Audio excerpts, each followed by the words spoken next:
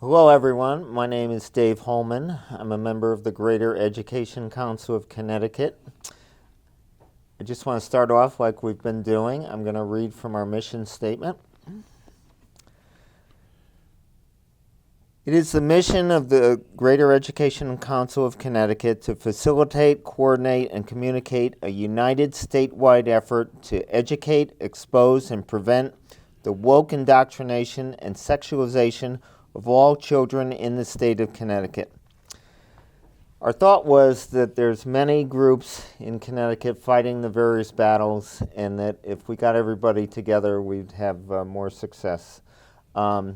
We've been doing interviews with patriots from Connecticut, and we have one of those patriots with us today. Her name is Dr. Reena Seltzer. She's from Woodbridge. She's a clinical psychologist, and welcome, Reena. Thank you. So why don't you tell us a little bit about yourself? I'm a clinical psychologist. I've been in practice for over 40 years, and with adults and adolescents. And I primarily see people who have problems with anxiety, depression, and anger. And my approach is eclectic. I usually use some cognitive behavioral elements as well as some dynamic approaches, which is looking at people's relationships. And the cognitive has to look at your thoughts, and behavioral, your behavior. So I live in Woodbridge with my husband. We raised both of our children, who are now adults and off the family payroll, together, and we're also very involved in the Jewish community. And we also have with us Court Rotnowski. Yes. He is a founding member of the GECC. Mm-hmm. And Court will be helping me interview Reena today. That's right. So how did you become the patriot that you are? I think partly it's all of my professional experience, where you have certain expectations of people and you look at their behavior and what their motivations are. And even though I grew up in a very democratic family where the New York Times was the Bible, I think I was not happy with the direction that the Democratic Party was going in. You know, I was going to ask you about that, Reena. Have you always been a conservative No. Republican? No. No. I'd say it's sort of evolved maybe over the last 10, 15 years, and fortunately my husband has also been on the same journey, kind of in parallel, so it's nice that we're really always much on the same page when it comes to politics. So what is it like at family gatherings? Now we agree not to discuss politics. I mean, before we would, now we don't. Gotcha. So tell me about Woodbridge. Woodbridge is a rural town. You're on well water and septic tank. The houses are zoned for an acre and a half, so you really live pretty far apart from people. It's a lovely town. It's heavily Democrat. I think the ratio of Democrats to Republicans is 3-2. Great hiking trails, lots of cyclists, and it's a beautiful place to live. What's going on in the school system? So Woodbridge is part of a regional school system. It's regional school system number 5, together with Bethany and Orange. And in 2019, they hired a superintendent. And when the pandemic hit, they passed a policy that allowed the superintendent to make any changes they wanted in the curriculum without having to run it by the board. And as a result, we've documented through several FOIAs. The first one was all the training that teachers went through having to do with DEI to the tune of over $100,000 in a 3-year period. So she basically brought it in, didn't get the board to approve it, and hasn't gotten it approved since then. well, here in Guilford, we're fighting the same battle as you are, and we found out that even the Board of Education shouldn't put through a curriculum.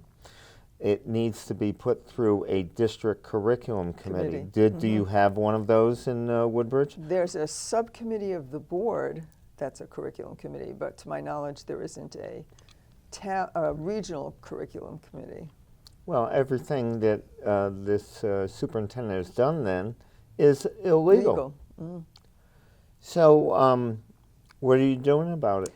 So what's interesting, Hank Capel, who's a neighbor of mine and an activist like I am, we had discussions about the woke curriculum known as DEI, because he walks his dog in the neighborhood and I run in the neighborhood. So sometimes we stop and talk to each other.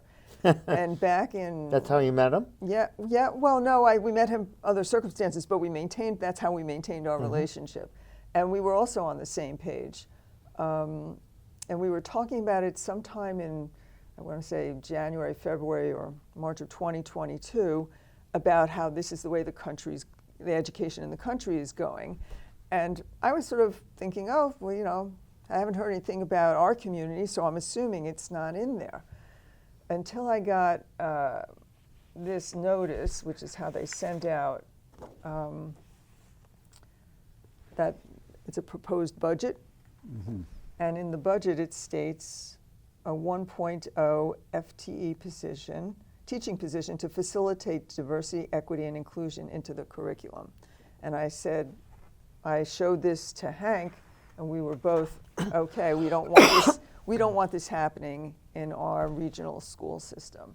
Only to find out that it was already in the system, and this was just proposed in order to enhance, putting in more DEI, assisting teachers in changing the curriculum and adding things to their curriculums that were, included more DEI.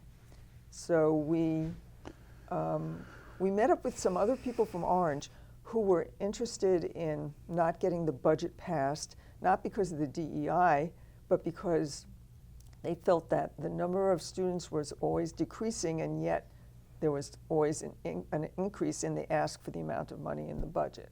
And so they were, because of financial management issues, they did not want the budget passed either.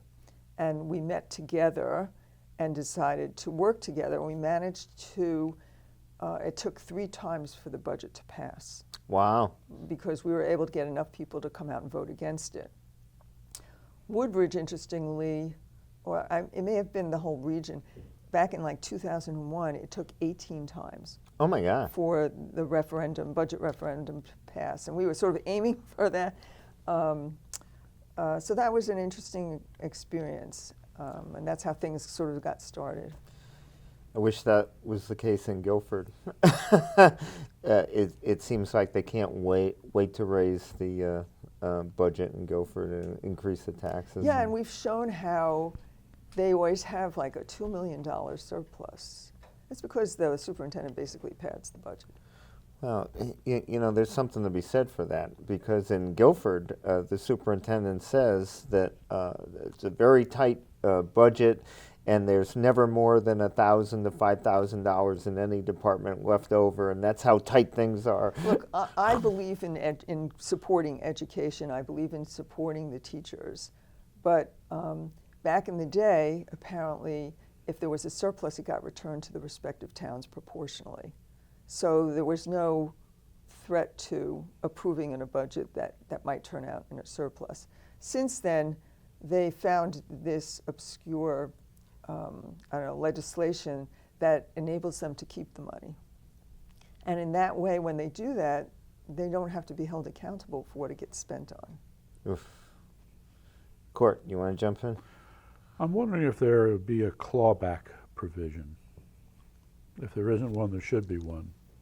There didn't have to be one before. Mm-hmm. Yeah. But again, it's needed. I mean, it's interesting that we find a number of aspects of these procedures and policies that all seem to work against the interests of the ordinary citizen and taxpayer.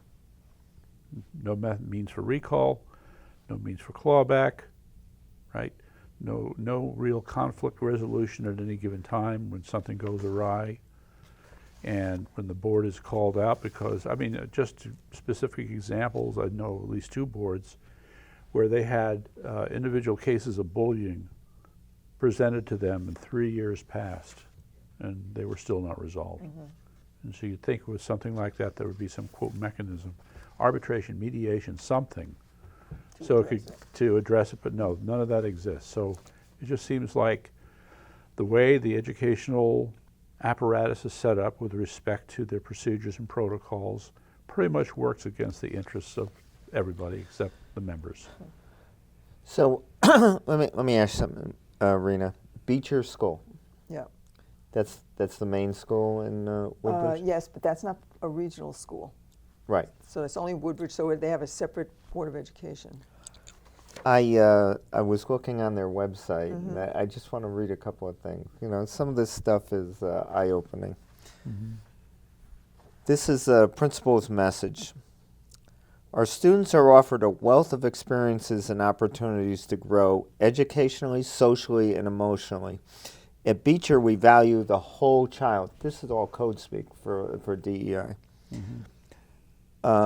We believe in the responsive classroom philosophy that the social and emotional curriculum is just as important as the academic one.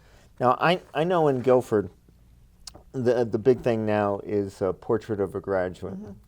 6 woke competencies that graduates are supposed to have when they leave Guilford High School. Global citizen, critical thinker, empathetic individual. Does Woodbridge have this too? The region came up with a mission statement also that's very vague. It mentions diversity and inclusion, but does not mention equity, and it doesn't define what they are. I've got it here. This is under vision statement. We believe that academic skills must meet the expectations of the Connecticut core standards. The skills and attributes needed for success in the 21st century include critical thinking, collaboration, creativity, curiosity, problem solving, and citizenship. Right, those are from the Portrait of the Graduate. Yeah. So it's in Woodbridge too. Oh, they are, well, that's the interesting thing. They have been putting all this work into teacher training for DEI and didn't get it approved, yet they approved the Portrait of a Graduate, the regional board did, in one meeting, very quickly, because it's only a page. That's the whole. No discussion with the community, and no debate, nothing. No surprise, right. All right, there's a snarky thing running around in my head. We need to come up with snowflake competencies. We will put that together. Look forward to it. Which would go along with the quiz. So again, here you have these terms that are feel-good terms. What's not to like about creativity? What's not to like about curiosity, etc. Critical thinking. And critical thinking, which is a whole other subject.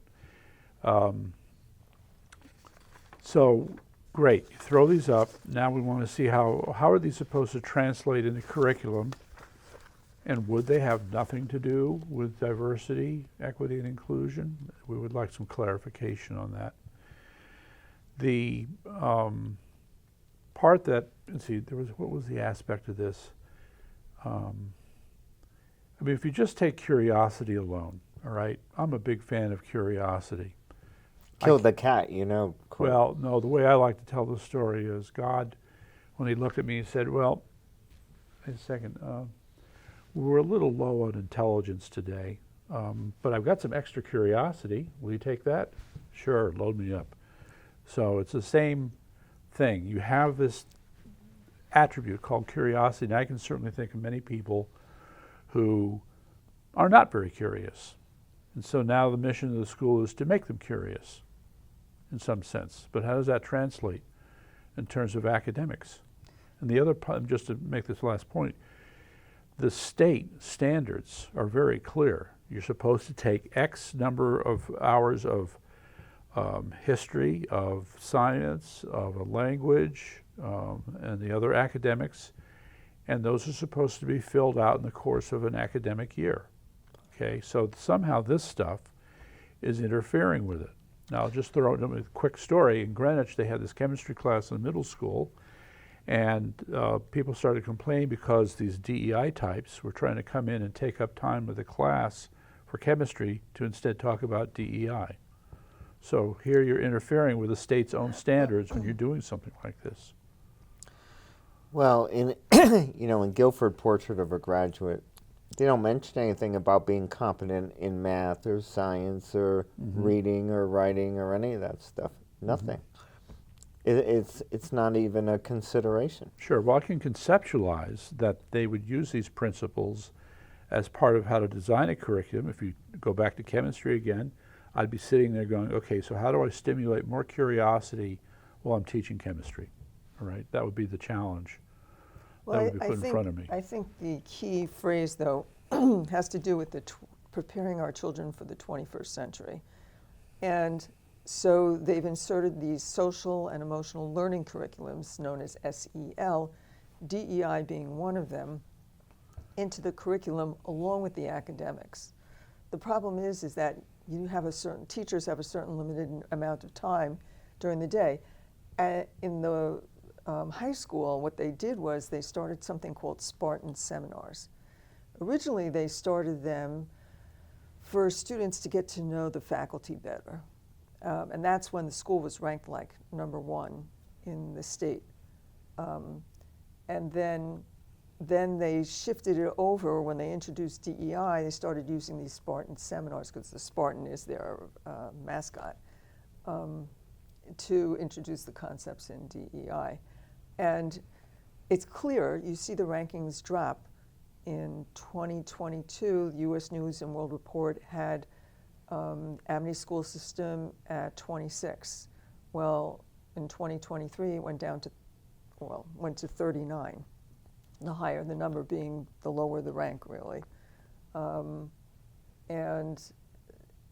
It's a direct result of there not being enough time to maintain the academics or even improve the academics in the school system. Because the teachers are doing all this other stuff. Yeah, they have a limited amount of time, especially in like AP courses where you have a certain number of hours and a certain amount of material you have to cover before the AP exam. Well, what about, are they bringing Black Lives Matter into the school system? Are they bringing Ibram Kendi, anti-racism into the school system? After school Satan clubs.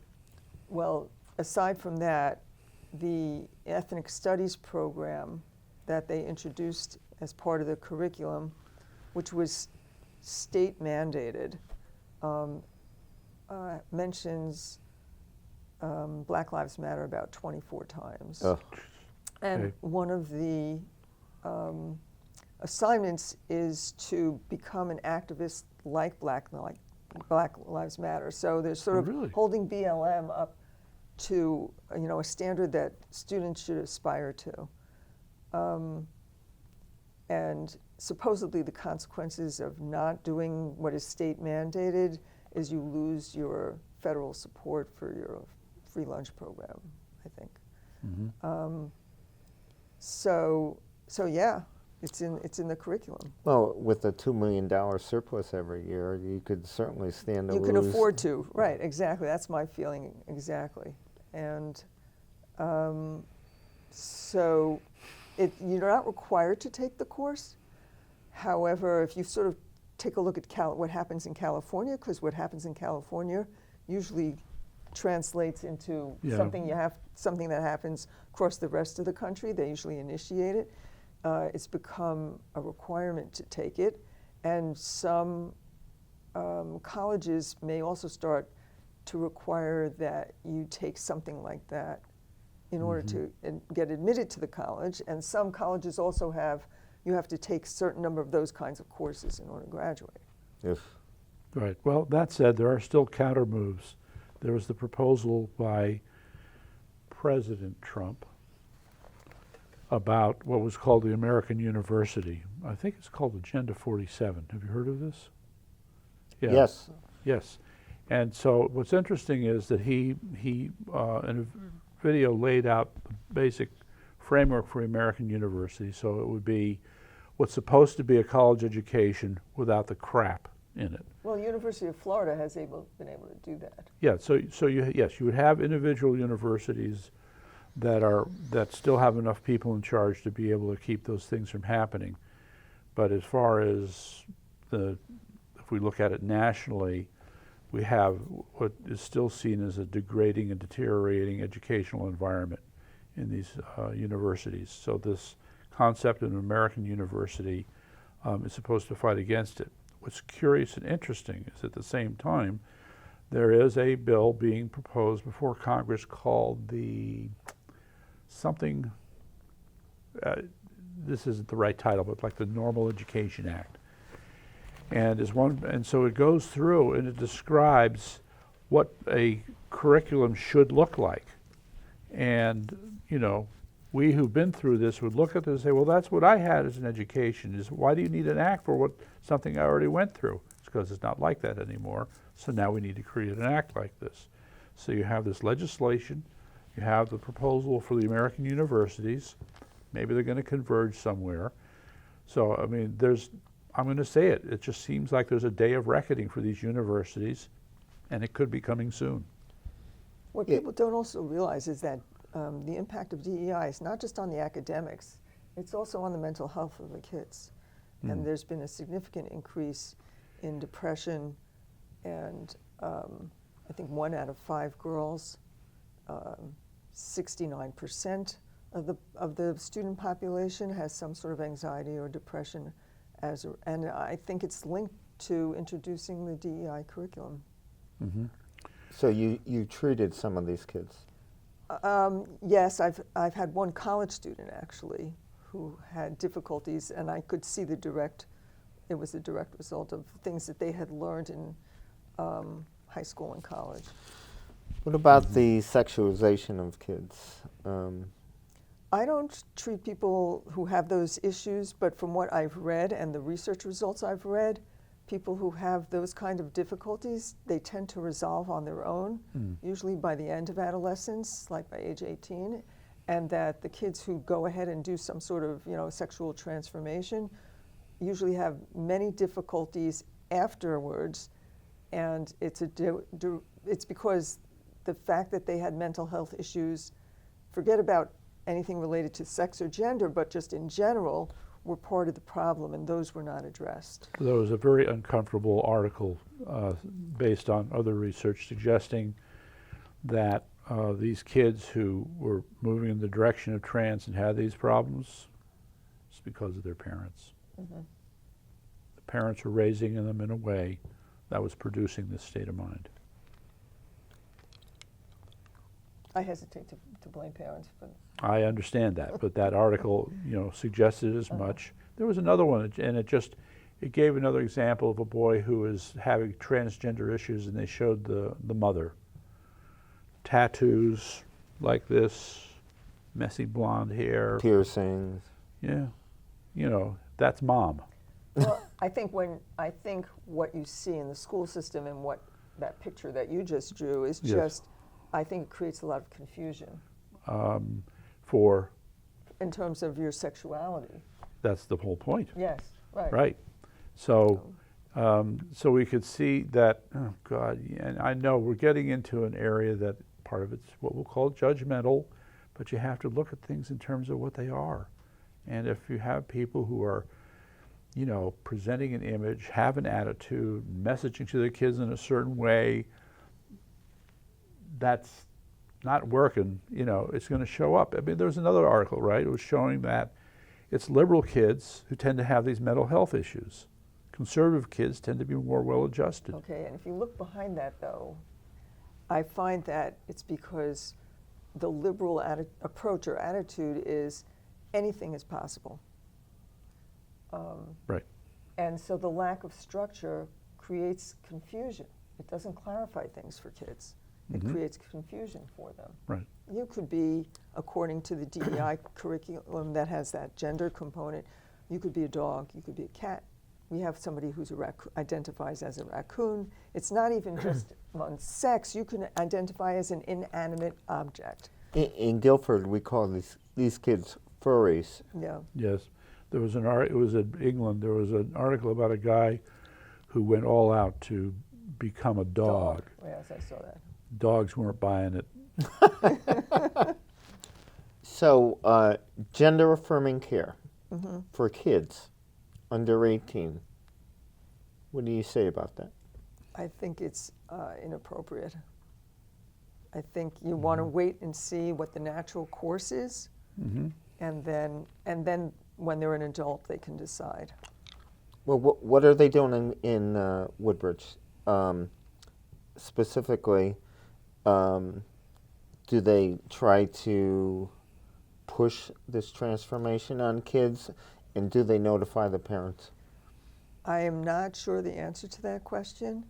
I do know that they're hiring more mental health counselors, I think, to probably deal partly with that issue. And the problem with that is the mental health counselors that are being trained nowadays are trained in DEI.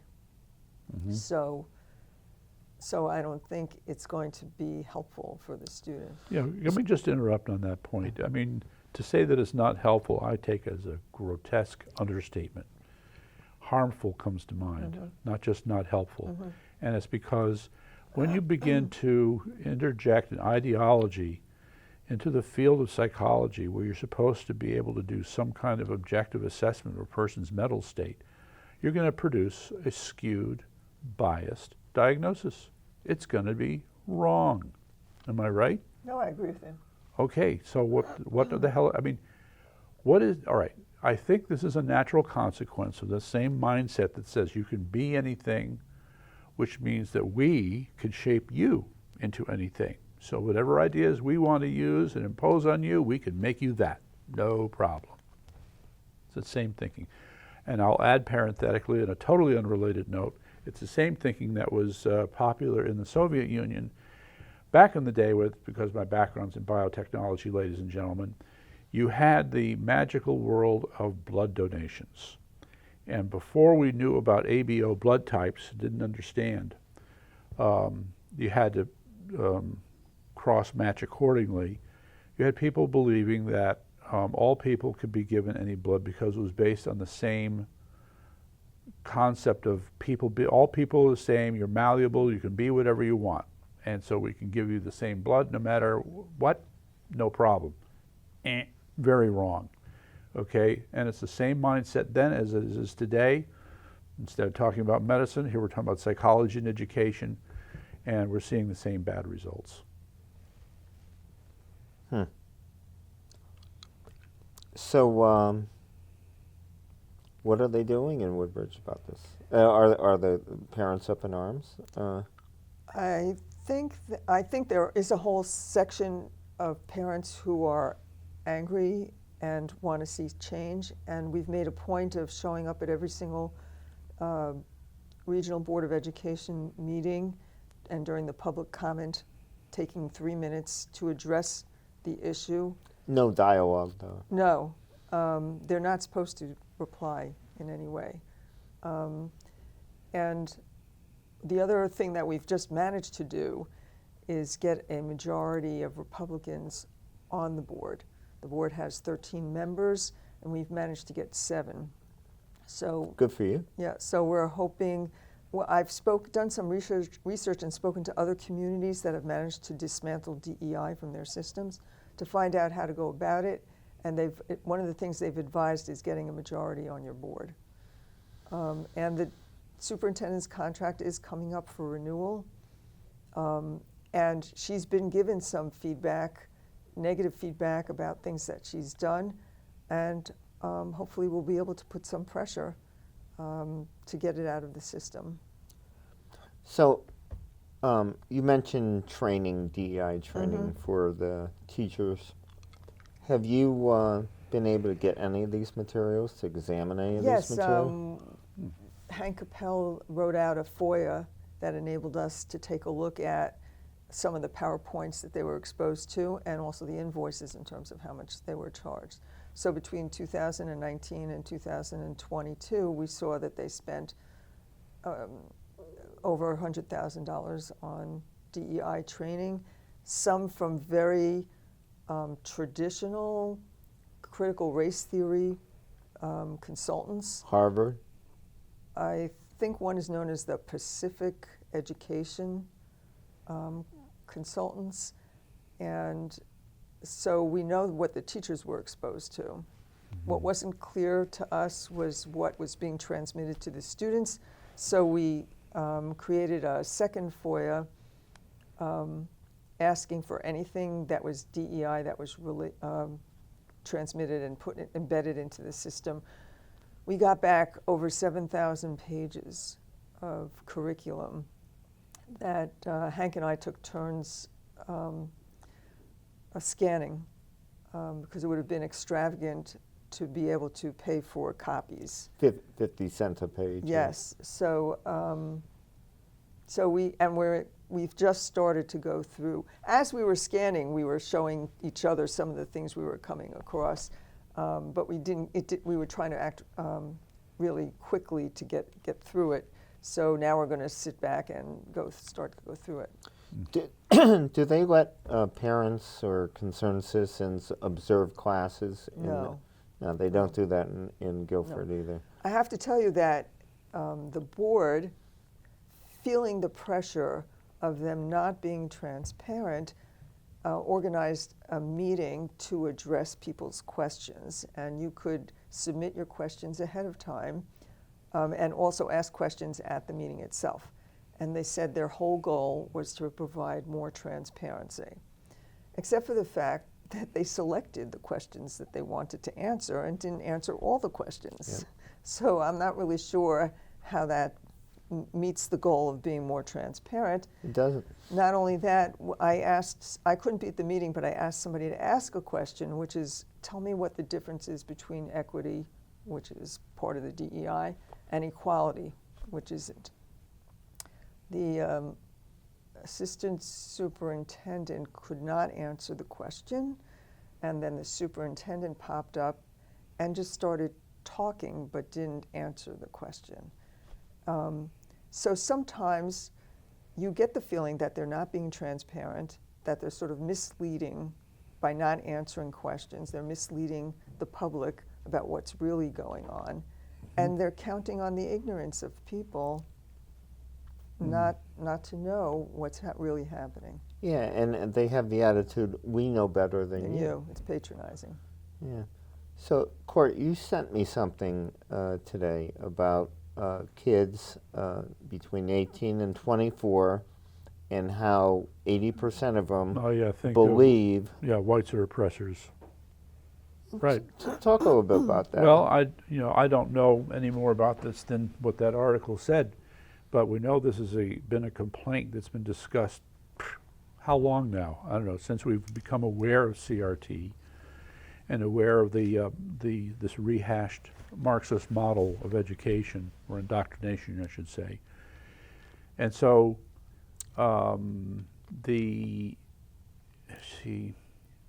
this is the whole premise of DEI, though, isn't it? I don't know if it's the whole premise. It's a big part of it. It's that you should define people, categorize people based on immutable characteristics like color of skin. Right. And then you also put people in categories based on whether they're privileged or oppressed. Right.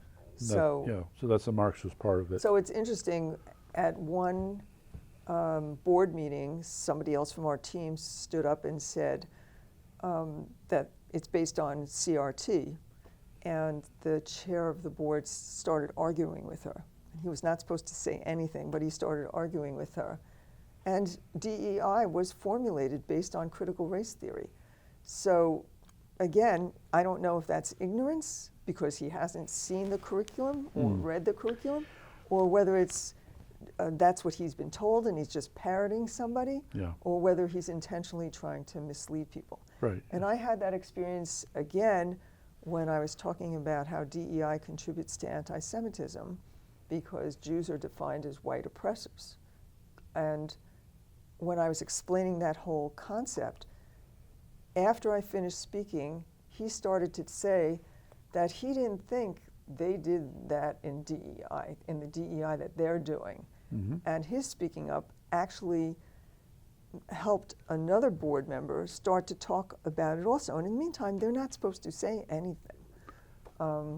I detect a crack in the wall. Well, so, why go to these Board of Education meetings if there's going to be no dialogue? Well, I understand for decorum purposes that they have to do that. Mm-hmm. My question is more, what impact do you have? Are they really listening to you? Because for the most part, I just get stone-faced. So But I do think it has an impact, and I encourage other people to get up there and speak. I'm even willing to give them, things to say if they need. I generated a list of like over 20 topics they could address that are all DEI related. So why can't these people be approached as individuals? Well, you can send them.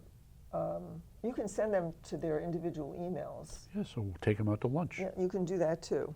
Okay. I've been advised to do that. I think there's a lot to be said for that. It's the opportunity to get to know them. Oh my God, to think you could become friends with someone who's so opposed to you in so many things. God forbid that should happen. I have had some phone conversations with some of them, and I think it has been helpful. Yes, well, I think and again, it's a process. Dare I bring this up, but I'm going to bring it up anyway. So somebody asked the question, if you had to indoctrinate somebody, okay, make them turn 180 degrees around on what they believe, how long would it take? This was a study and they had results. How long would it take? Well, if you believe Lenin, it takes 4 years. That would be exactly correct. That's what the study showed. I remember that you made. Yep. Yeah. So it's a process of one little thing and another little thing, agree with this, then agree with this. Okay, I'm going to say it. If they can do it, we can do it. Okay? In Guilford, you have Board of Education members wanting to introduce all this stuff in kindergarten. Mm-hmm. Yeah, we've heard that too. Yep. Okay, but again, there's this. You can believe in something and be ignorant about it. All right. So you have this person who believes that this should be introduced in the kindergarten and is ignorant of the consequences of doing it. Well, that's part of the whole. There are no boundaries. Mm-hmm. We can teach a third grader how to masturbate, Great. or we can put these pornographic novels into the high school. They had one morning after the cock. There was a book of poems, and they actually brought the author in as a guest speaker to 9th grade English. Yes. How'd that go? I don't know if it's still in the curriculum for 9th grade. I think they might have changed it now to just juniors and seniors. But it's part of it shouldn't matter what age you are. And I contacted the publisher to find out what age is it appropriate for, and they said adults.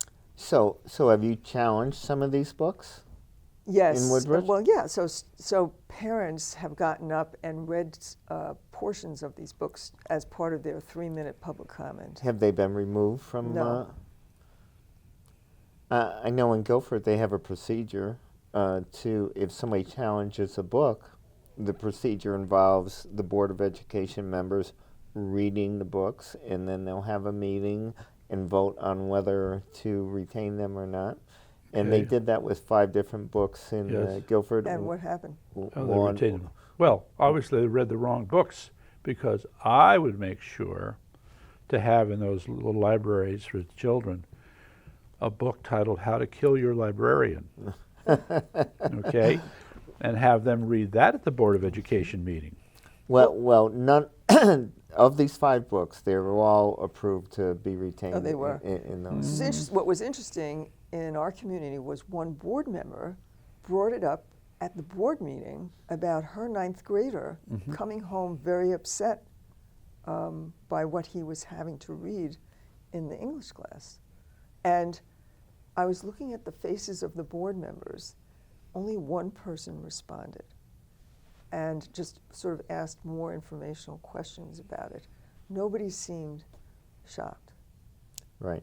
Well, in Guilford, you can stand up at the Board of Education meetings and recite something for 3 minutes. Mm-hmm. And I remember watching one meeting where they had members of the public. These were parents, and they got up there and said, "We're forming a banned book club in Guilford." Mm-hmm. It was like a badge of honor, and they're going to read all these. Okay, well, this is why we're supposed to be doing banned letters. See, Okay. I don't agree with the whole banned book movement. I just think that the book should be appropriate to the age of the child. Exactly. So I'm not advocating for banning books. I just want them to be age appropriate. Right. I think that's what we all want. Mhm. But they're not removing anything, So no there's matter this- how graphic they are. Yeah, so there's still this weird disconnect between forcing this thing on kids and what constitutes age appropriate. I mean, there's total ignorance about developmental stages and when kids are ready for things. Yeah, in our community, they put the 1619 project in as part of their history lessons. Now, if you want to put the 1619 project in, then put it in creative writing, because that's exactly what it is, Yeah. because it's not based on fact. No. Okay, well, I would make sure that the 1619 project has the companion volume, which is the rebuttal. Well, they Of do present, 1619. they do present the other side of it, but I just think, is this really a valuable use of your time? Mm-hmm.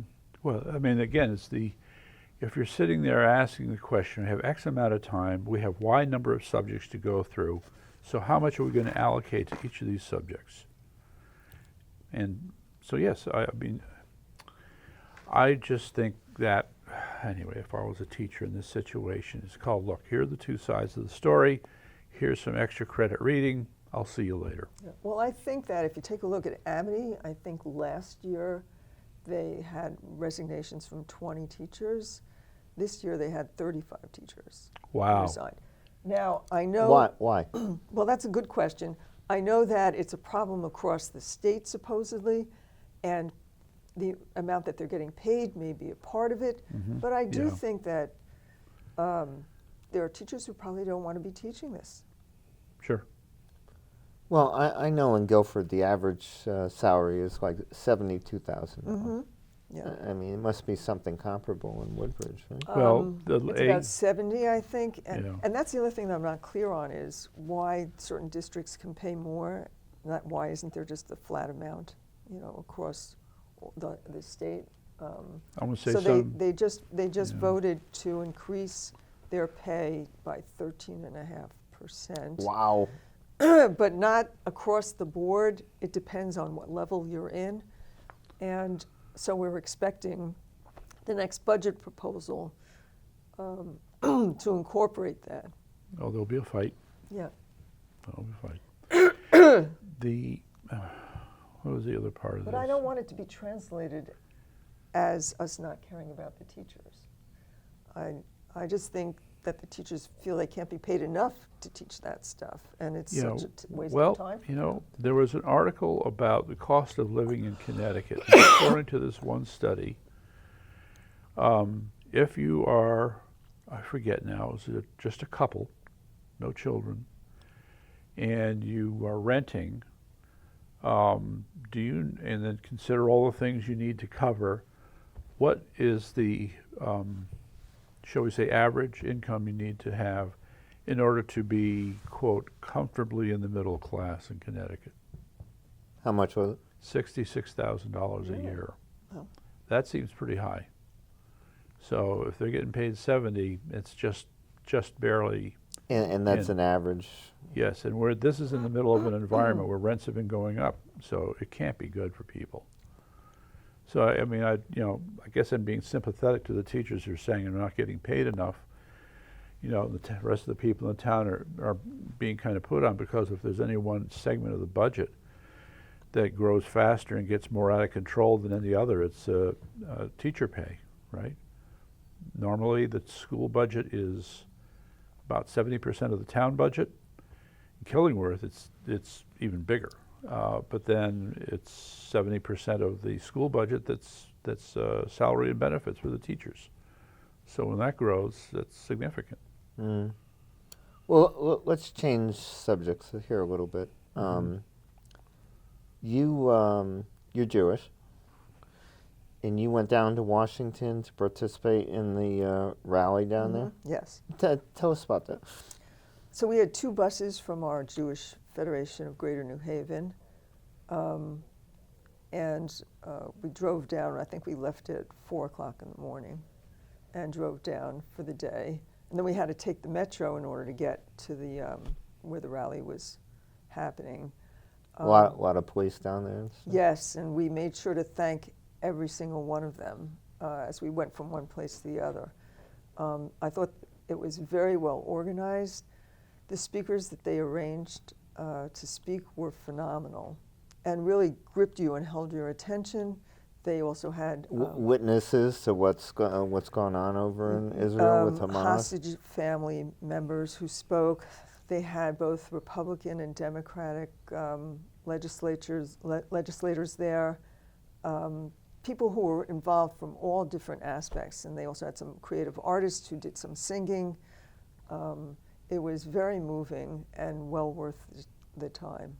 And I sat next to somebody who was a physician who was sort of head of the department and who had DEI in the department. And I started to explain my view of DEI to her, and she was totally not aware, thinking the more common definitions of diversity as being just multiculturalism and having good representation, and equity, just helping people, achieve what other people manage to go to or get, and being inclusive. I mean, it was the general definitions that she believed in, and when I explained to her that that's not what DEI really means, it was an eye-opener for her. Well, look at these protests going on college campuses now. I mean, this is all the result of DEI. Absolutely, and it's interesting that there are many Jewish organizations and Jewish leaders who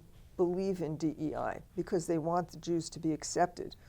And the fact that Jews are defined as white oppressors, they feel that, well, if you could get to know me as a person, you would see I'm not an oppressor. But that doesn't stop people from using that definition, and as a result, you see the results of DEI on the college campuses. Mm-hmm. Harvard has those. I would refer to them as protected class clubs, that are different, quote, ethnicities or interests of various kinds, notably absent. Well, the fact that those presidents of MIT and Harvard and Penn could not say that saying we kill the Jews at a rally at all threatens Jews was mind-boggling. And I think it was an eye-opener for Jewish leaders and Jewish organizations like ADL that believe in DEI. Yeah, and we have actually Abe Foxman, who I think he used to be the ADL director, and someone from the American Jewish Committee, who also used to be a director there, came out saying DEI must end. Really? Yes.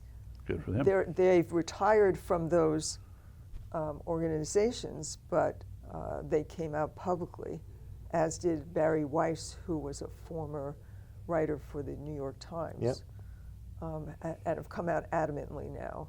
And I'm hoping that has some impact. Yeah. Well, you were talking about this woman who worked in the academia and DEI department. Yes. What was her reaction when you started telling her that? It was pretty much disbelief that those weren't the true definitions. Well, I mean, this goes back to this. There's this, I'm going to call it a spectrum of ignorance, for lack of a better term, right? You have these people who are true believers. They support it, like the assistant superintendent and the school superintendent you mentioned, but they don't really understand what they're defending. They just believe the happy talk, and that's as deep as they seem to go. In Woodbridge, in your regional school system, have they spoken about the invasion of Israel at all? None. Nothing. To my knowledge, I went online and asked a group of Woodbridge parents if they received anything from the school, because other statements were made in, I think, was the Floyd death, where they initiated something. There was nothing. Well, Superintendent of Guilford came out with a statement, and basically it was just moral equivalencies, and he couldn't condemn one without condemning the other. Yeah, same another what I call a liberal trope, for lack of a better Yes. term. When I spoke to the board about anti-Semitism and how DEI is a major contributor to that, first I described all the things that Hamas had perpetrated so that they could get a real feel for the barbaric acts that they had committed, so that they know that there are consequences to words. Yeah, but I'd like to inject a moment of optimism and hope here. The ruling by the Supreme Court back in June against affirmative action has really set the stage for getting rid of DEI. And we're already seeing examples in Texas and Iowa and other places where they're firing their DEI officers. Yeah, I tend to be an optimist, and I Right. do think that we hope to make some progress. Right. So I mean, there's a sense. So I'm not sure how much of it's being driven by pressure from people like us, how much of it is being driven by the Supreme Court ruling. But I mean, there's a sense that there's the beginning of a shift away from DEI. Mm-hmm. And all we can do is hasten it. Well, we can only hope, right? Well, and a little love letter to Dr. Freeman. So you've become an activist, Reena. Yes, You've joined the GECC. yes. What do you think about what we've been doing? I am most appreciative because you can feel very isolated, even when you're aware that there are other towns struggling with the same thing. Mm-hmm. It's nice to have it as a resource, so you know what direction and what steps to take. Yeah, it's the same story no matter where you look. I mean, it was Greenwich and it was Guilford, but it's all over. Mm-hmm. Yeah. So I mean, just since you brought them up, you know, Greenwich I think is a case with Jackie Hummel and others, and the concerned parents of Greenwich doing their best to stand in the breach. But I mean, we'll find that the school superintendent, Tony Jones, and others are still putting up a big fight. Nonetheless, what you find is that while this fighting is going on, so here and there in the background, certain positive changes are taking place. So there's some hope. And then in Stamford, Becky Hammond, who's on the board there, has been putting up a great fight. And then her sidekick, Paul Arvoy, we want to get these people in here and talk to them. They're using the media in ways that may be effective. So, you know, the sense that there's a battle and that we're engaging them, I think is growing, but there is so much more that needs to be done. Yeah, and we can learn from each other, like the things that we've gone through here in Guilford, you're going through in Woodbridge, and what we've done and how we can do it better. We need to reach out to each other. Mm-hmm. Well, Reena, I'm glad you came today. Yes, thank you very much for the opportunity. Thank you for everything you're doing. If anybody wanted to get in touch with you, do you want to give out your contact information? Sure. It's Reena Seltzer, ReenaSeltzer, @gmail.com. Okay. Court? Oh, just go to our website, Right. which is Greater Education Council of CT.org. That's right. Lots of information there, and Great resource. yep, we welcome anybody. So thank you, everyone. Thank you.